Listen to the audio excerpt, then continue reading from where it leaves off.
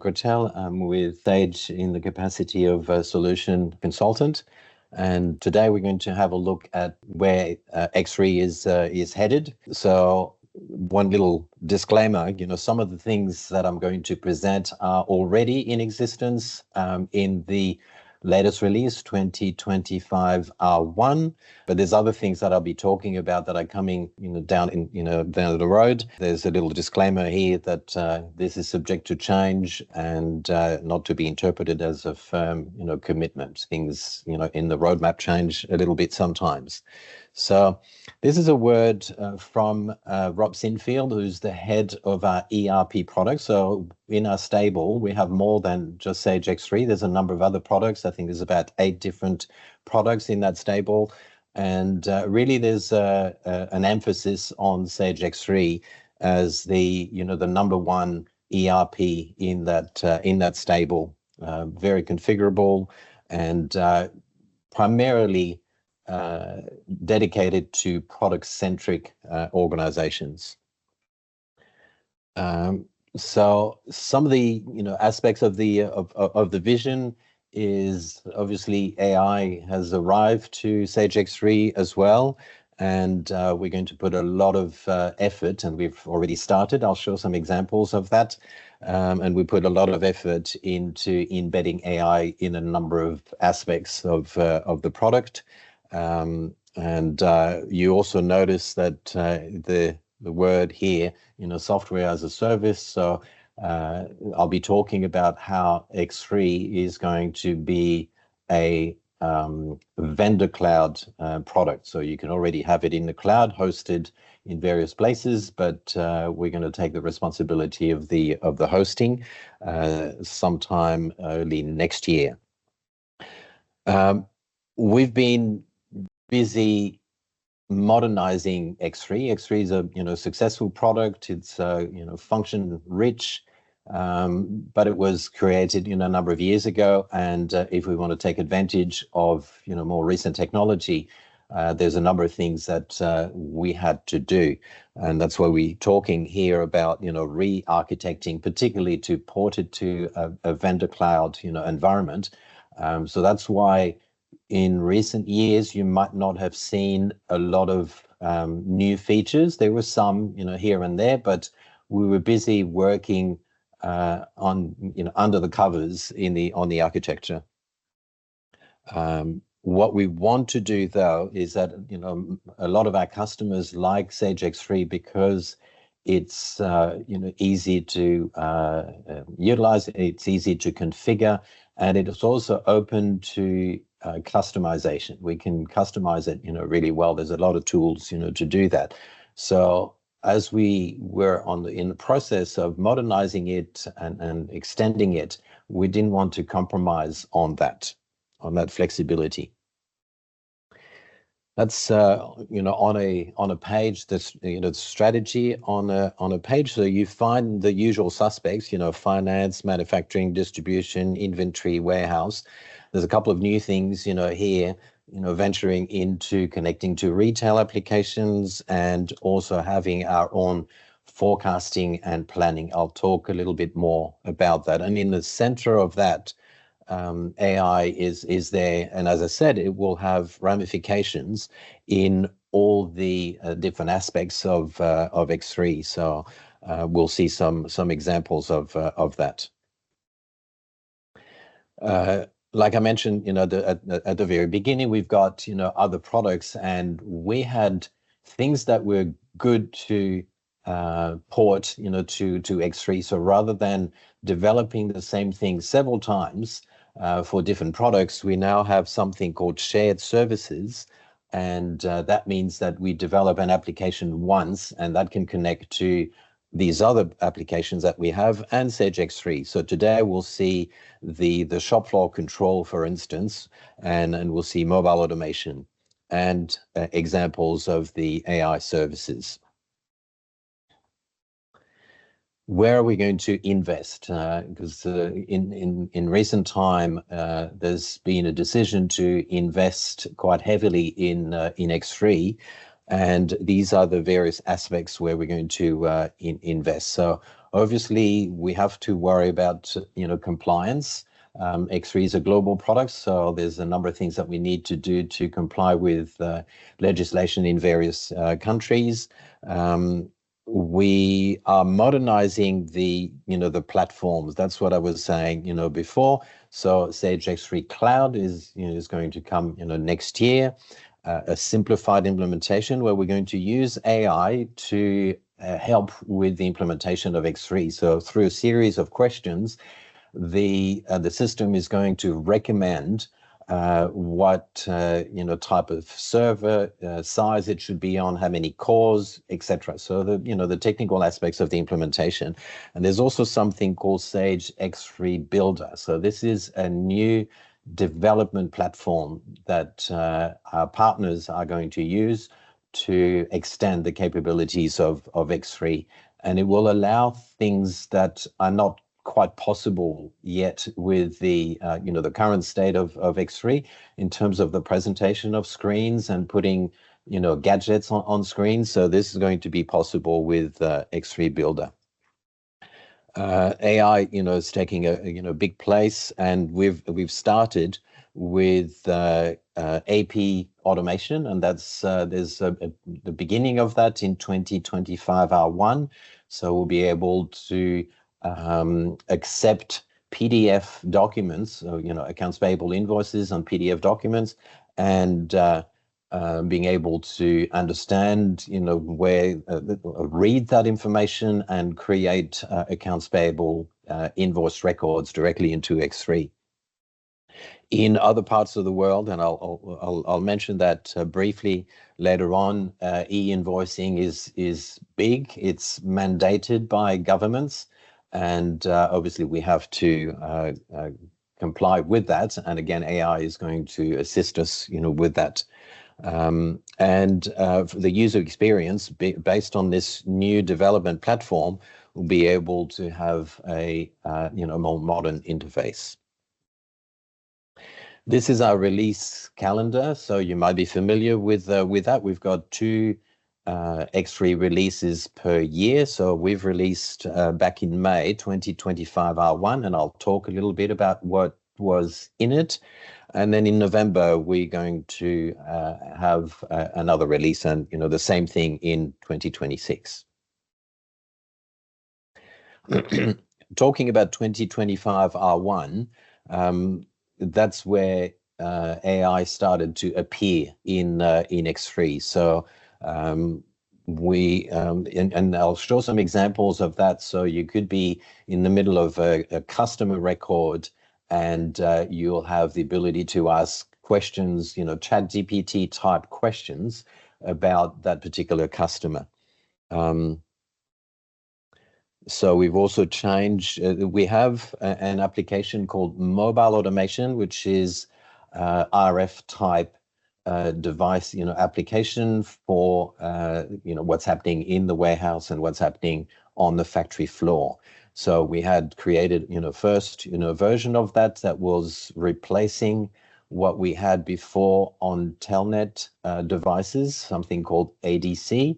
And it's now called, Mobile Automation. It's got a, much more mobile, modern interface. And but it wasn't possible to modify it, to customize it. And, there's always a need in, a number of companies to alter or add fields, etc. And using the new development platform, we'll be able to do that. Looking at AP automation, so a little bit more detail on that. So the first version of it appeared in 2025 R1, so it's already available.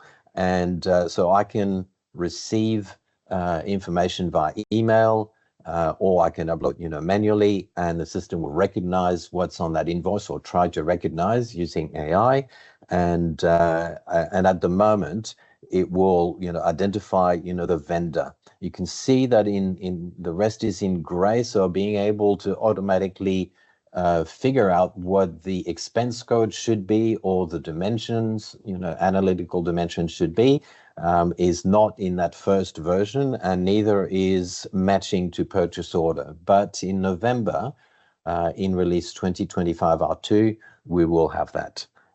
So it creates a transactions and an accounts payable invoice as if you had entered it manually. And one thing that we have at the end is once we figured out, maybe there's a few things that the system wasn't able to figure out on the first instance. Maybe it couldn't really pick, the purchase order or a date or something, and we can show, what the date should be. Then there's a feedback loop that's going to go back to AI so that the next time the identification is better. I'll show you a quick aspect of that. So here's an invoice. So actually an invoice that was created in X3, but it could be any type of invoice.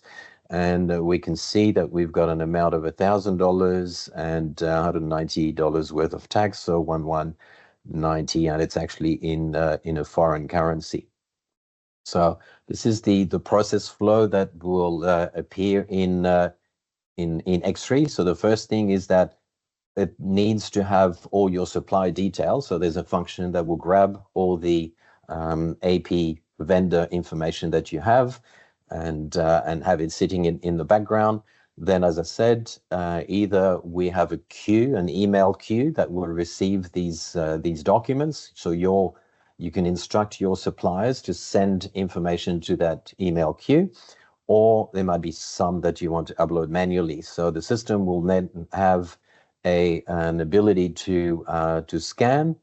So there's just a regular function, and all these functions can be automated. You don't really need to call the menu option. You can have that sitting in the background.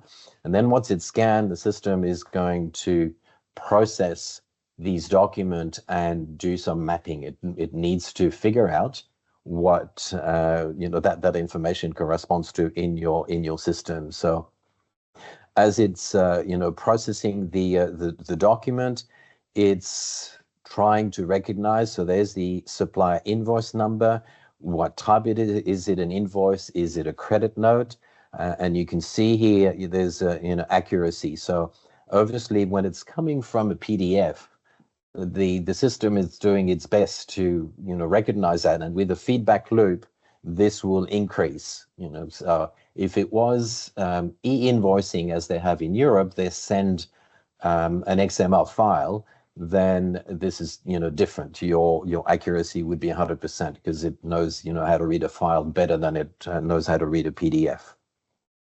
And it recognized the supplier, or it thinks that it found a supplier in your supplier file, found maybe their ABN number, and the amount. As you can see, there's the 1,190 worth of tax and 1190 and the currency. The next thing is, before we can do the invoice generation, you get this screen, and all the ones that are in black, the system was able to determine everything. It knows everything that it needs. The ones in red is a different story. So if we go on the right hand side here with this slide, we see that some have incomplete mapping, and some have been mapped, and some can be generated. So this is the last screen that you see in the AP automation function, so that you can selectively release them to be created as invoices, or you can work obviously on this screen to add information where it was missing. So for instance here, I don't have a site, or I might not have the supplier, wasn't able to recognize the supplier. So once it's been mapped and generated into X3, we can have a look at the invoice, and you find a standard invoice automatically created. So that's AP automation. Mobile automation is something that we released maybe a few releases ago. I don't know if you're familiar with that, but it's the tool that allows us to be on the factory floor or in the warehouse. So I'll show you a couple of screens of that as well. So here I'm simulating, what it looks like on a mobile phone. It could be on a device, these rugged device that I used in warehouses, and it allows me to do a number of functions. So obviously, it's a lot more user friendly than what we used to have on these old RF devices. So all this is all touchscreen, and I can decide to do receipts, and I can retrieve purchase orders. I can use that to do picking in the warehouse. In the manufacturing, I can talk about issuing material. I can also do that. I can also do various activities in my warehouse. So I can move stock from one place to the other. I can also retrieve. I might think that I have a lot of a particular product, but I go to the usual location and I can't find it. So if I look for blueberries, for instance, and I thought I had plenty of that, and I have a look, and it will tell me all the locations and say that's the reason why I couldn't find it, is that it's in QA at the moment. So I can always, use that to retrieve, and I can have a look at the details, and I can see that it's, lot control. There's an expiry date, so this is why it's in QA. It's back, expired in theory back in April. So there's quite a number of things that we can do, with that, including stock take. So this is really pushing the information, into the hands of people that need to have, and avoiding having, a reliance on paper documents. One other thing here is that for people that have the project costing module, so I can use that to enter timesheets. So so I've got, a particular project here, and I'm working on that particular project, and I'm going to put the number of hours, that I've spent, and maybe it's down to a particular task as well. So that's mobile automation. Let's continue. The next thing is also dedicated, it's a more advanced application dedicated to people in manufacturing. So in manufacturing, you basically have a number of, two things, to do. You have to capture time that you spend on a particular task, and you have to have the ability to tell the system that you've completed the manufacturing of a number of products, and maybe there were some that were rejected. So if we have a look at that. So this is the application. So it can be running, on a tablet, and you can see that the presentation is a little bit different to what regular Sage X3 looks like. And with the new development platform, this is what X3 will tend to look like, in the future. And here I've got, so I'm making, cinnamon raisin bread, and I have a little picture of the item that I'm, making.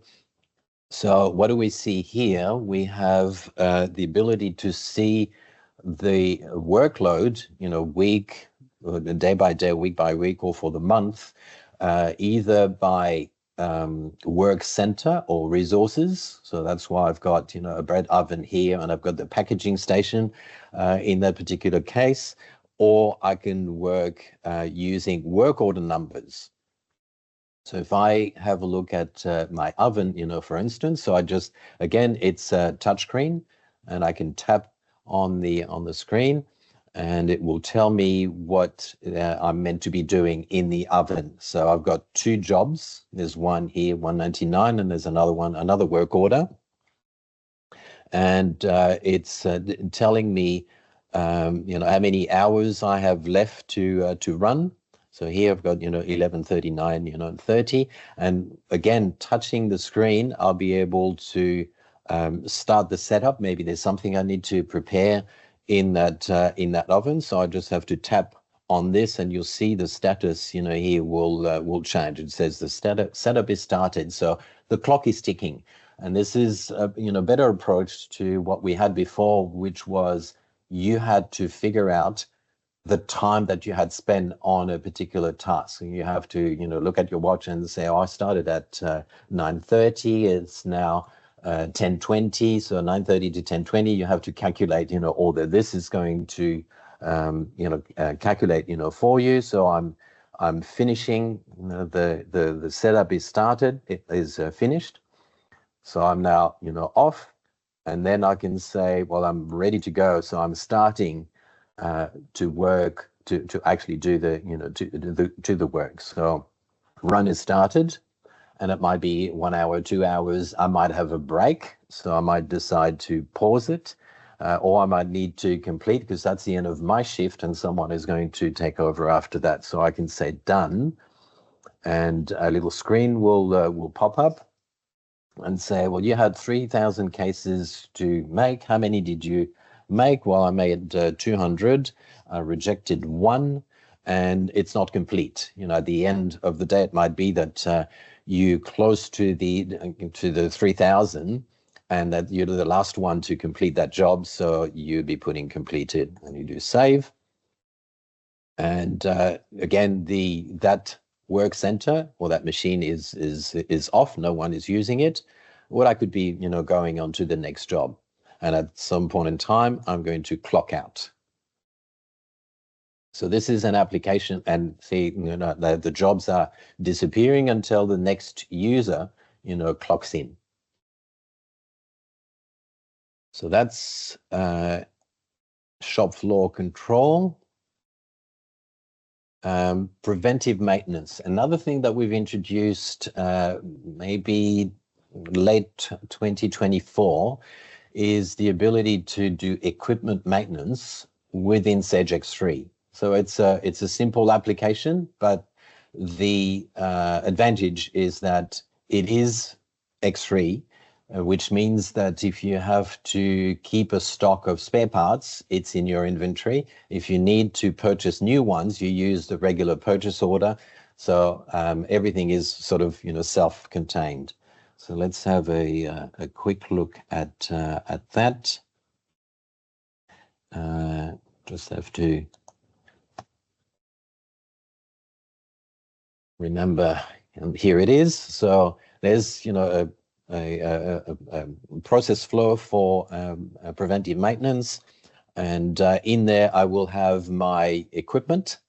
So I'll be able to have, so in this case, I've got a bending machine in my factory. I've got a forklift, and there's, you know, various things that will. So for instance, here I've got a schedule of maintenance. So I've got a 12-month maintenance task, and all that is defined in the background, the tasks and the spare parts that I'm going to use to make a schedule maintenance. I can also use that to do ad hoc, you know, maintenance. Maybe I've got a breakdown and I need to access that, you know, straight away. So, you know, my forklift is a little bit different. I haven't started working on it. That's why there's no history. Whereas on my machine, I did, you know, something, you know, back in June. And so when I'm doing maintenance, this is the component list for that 12-month maintenance task. I'm going to use some transmission oil, an oil filter, belt, you know, etc. So all that is sort of sitting in the background, and it's going to be utilized when I do that task. And I've got here, and you know, the people that are familiar with our manufacturing might recognize the screens. It's very similar.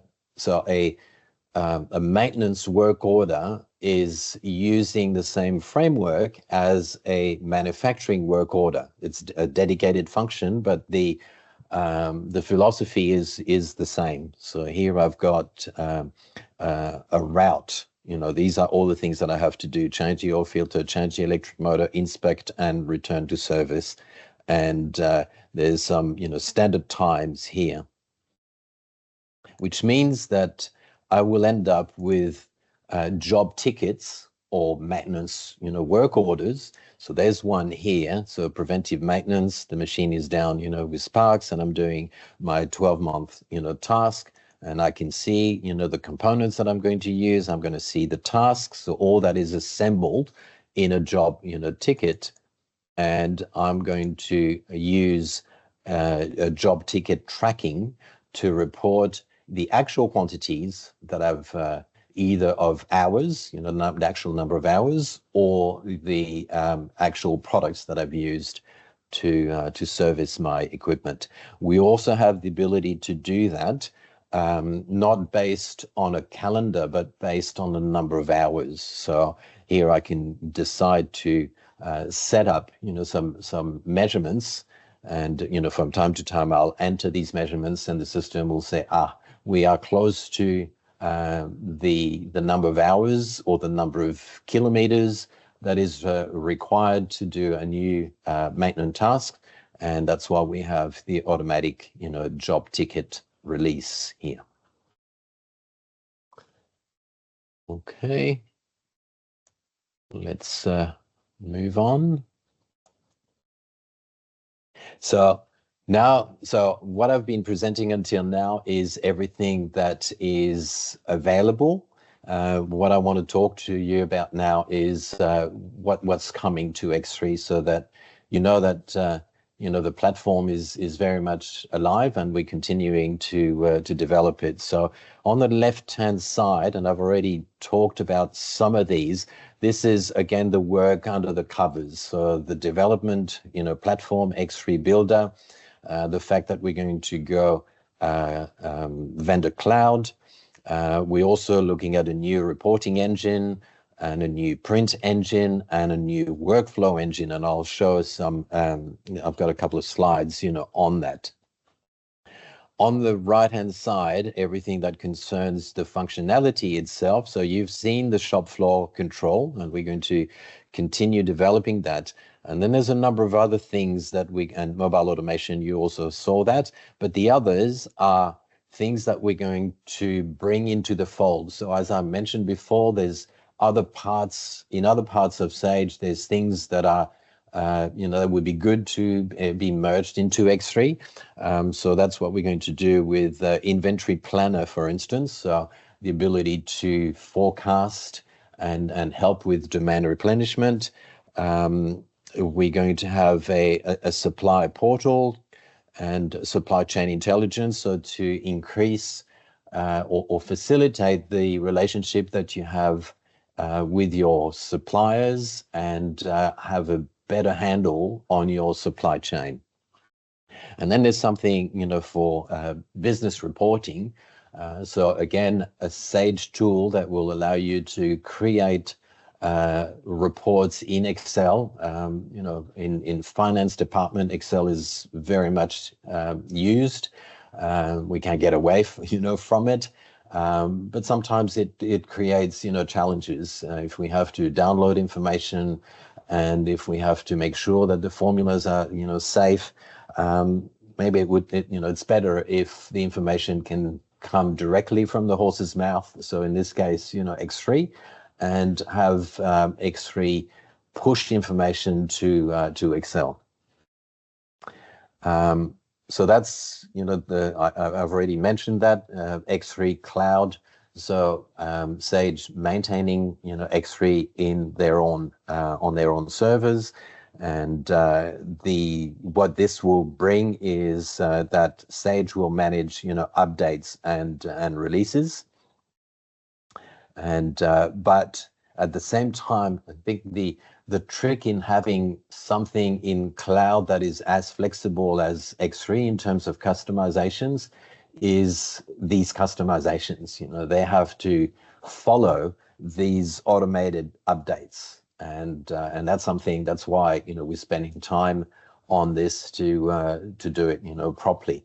We can't just have the cloud for a vanilla version of X3, because no one really has a strict vanilla version.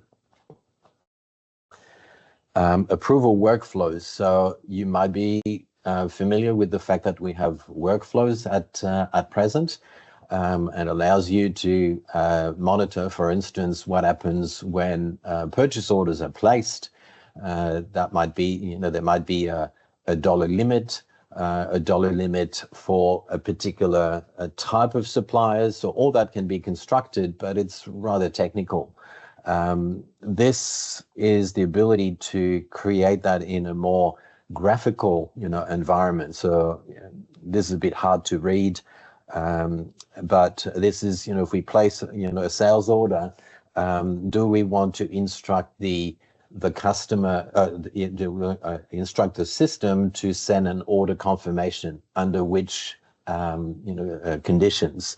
If the order is greater than a particular amount, maybe we want to send an email. We want to have a particular way of doing stock allocations. For instance, the customer might be over credit limit. Do I really want to allocate stock? Yes or no? So this will really help with determining, a course of action depending on, certain conditions. So that's, something that's not there yet. It's something that we've developed in other systems in Sage, and that we're going to bring to X3. Again, you can see the presentation is a little bit different. It's a more modern presentation. E-invoicing. So this is something I was about to say we're keeping an eye on, in Australia, but in the rest of the world, it's more than keeping an eye on. It's something that we have to deal with in all these countries. So it's primarily, Europe driving that. And a number of these countries have already released dates by which that has to be ready. So this is forcing, companies. Usually it's mandated by the state itself and by the tax department within the state, because they want to control the flow of transactions to see that everyone pays their tax, I'm sure. So what happens here is that all this information, instead of being sent via PDF, is actually digitized. So you have to find, it's like a super EDI. You have to have all your information in a digital form. It's absorbed, by Sage X3, and we already have examples of that with AP automation. So it's not only the PDF aspects, but it's also the fact that it will come in an electronic format. And as a company, you have to do the same thing for your customers. So the invoices that you're going to be sending have to be in a particular electronic format. I checked very recently, neither Australia nor New Zealand have mandated this. The government agencies are sort of pushing companies to go that way, but there is no official mandate. So for the time being, we do not have that, in an Australian environment, but it is very much the case in other parts. Another thing that we're looking at bringing into Sage X3 is AR automation. So a portal for your customers to pay their bills, and also a tool for you to do collections. So, have a look at how much money is outstanding, what, is the nature of the risk, and so on, and being able to proactively follow up the debt and make sure that it's collected. So that's also, coming to X3 at a later date. You saw me talking, or you heard me talking about mobile automation. So the tool that people have in the warehouse to prepare orders. At the moment, from an order preparation point of view, it does pick. So you can use the tool to go to an order from a customer that needs to be dispatched, and then you are going to go through the warehouse and pick that order.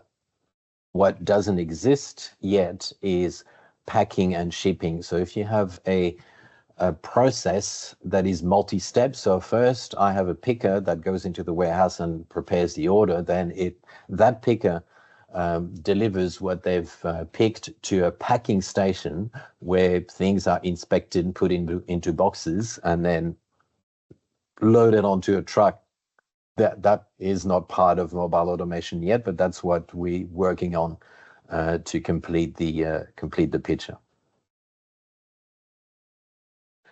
Supply chain intelligence, that's the supplier connection that I was talking about before. So another tool to facilitate what happens on the supply side of your supply chain. So better collaboration with your main suppliers. Not every supplier needs to be in there, but all your major suppliers, could be interacting with you and you with them using that new platform.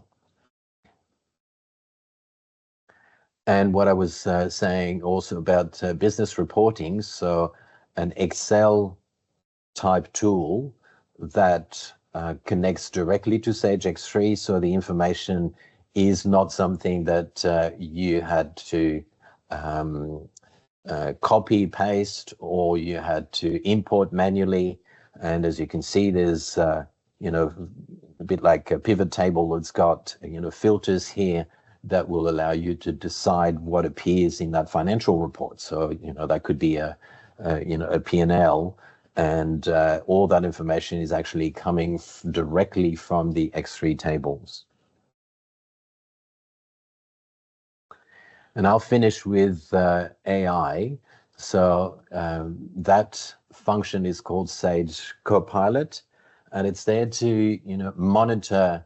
Well, first it's here to help you if you have questions, but it's also going to be monitoring your data, checking for mistakes. Maybe in general ledger, for instance, I meant to enter $100 and I entered $10,000. So it's something we can have AI have a look into these things and all the things that you might otherwise miss. So I'll give you a couple of examples of what it looks like already in 2025 R1. So if we return to here, just need my credentials. Okay, and copy my password and sign in.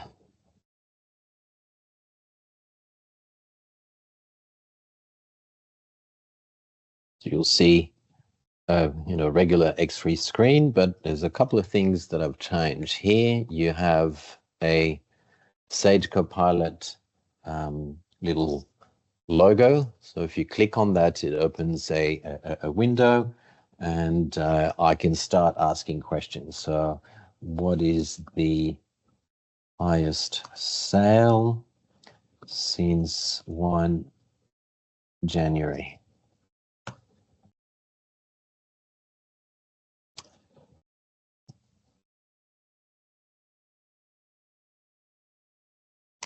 So it's looking at everything, inside, X3 and coming back and it's saying with a bit more information. It's a number of orders between 1st of January and today.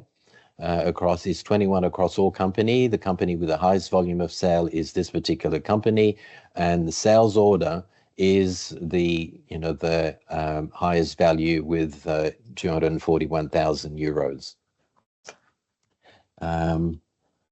I can continue and maybe I'll have a look at, so I'll say, new chat. What is my best product?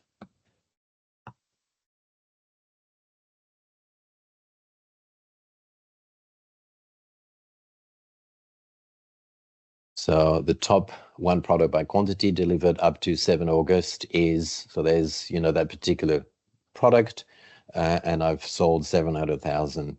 and dollars. So you can see that, we can, so these are just general questions, and you can interact just like you interact with chat, GPT. Another thing that it's able to do is insights. So I'm working in sales orders on, maybe a particular customer, and the same thing happens. You notice, at the moment it's still thinking, so I can start working if I want to, but there's something that was still working, and this appears.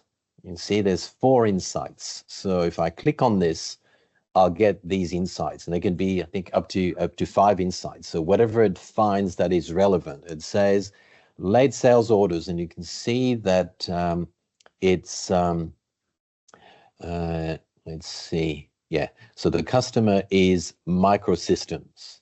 So it picked up what you were working on, and it says, well, by the way, for microsystem, we've got 21 late, sales orders. We've got delayed shipments.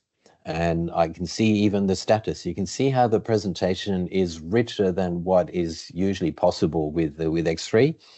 And it says this one is not invoiced. This one has been, invoiced. So maybe I invoiced before, shipment. And, if I've got more, I can expand, on that. And it's hyperlinked. So I can click on this and it will take me to that particular shipment. So I know exactly, what we're talking about. So it's not only, providing information, but it's also, the right links to the information in the background. Shipments not validated. So I've got 3 orders and the shipments is there, but that hasn't been validated. Do you want to go to the shipment? This is the amount. I've got partially delivered, sales orders. So what do I want, to do with those? So that's something that we've introduced, in sales orders. And there's the same thing if I'm working on a customer, I will get, similar insights. So see here, it's still, thinking about it. And again, I can start working if I want, but at some point in time, once it's gathered all the information, a little insight thing, and there's 3 insights in this particular case. It's a different customer. So I've got, delayed, and I've got shipments, not validated. So I've got less, for this one. Okay.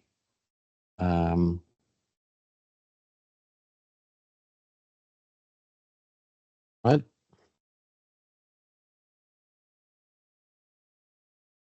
Back to my presentation.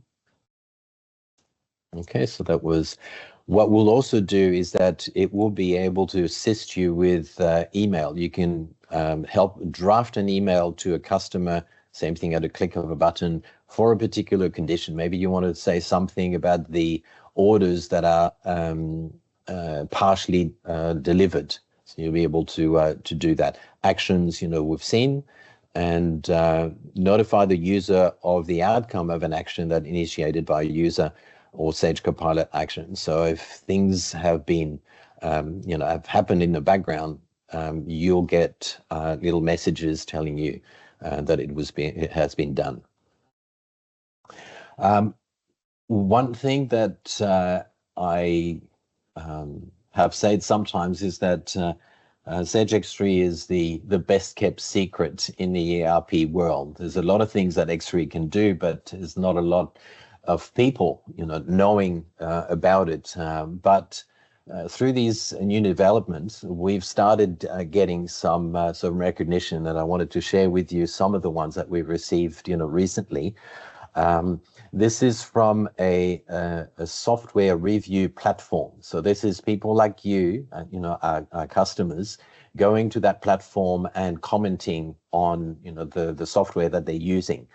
And we've received, these different badges: best requirement in the mid-market, easiest to use in the mid-market, users most likely to recommend, and, leader in the mid-market. So this is based on customer feedback. So that was good to learn. There's also a number of ERP research, companies, and there's this one called Constellation, and they reviewed more than 25, solution, and they put Sage X3 on their 9 solution to know, and they did that for product-centric ERPs. So we're in, good company here. There's, Sage X3. But they also looked at it from a finance point of view. So looking at the, finance capability in X3, they thought that it'd be worth, for people to put that in their top 9 list. And then finally, this is for food and beverage, and also, process manufacturing. And they have a quadrant here in terms of, market penetration, enterprise, and, enterprise leaders. And Sage X3 is in, the quadrant that we usually want to be in, which is the top right and, quadrant, in good company here as well. So X3 is finally getting some visibility and some recognition.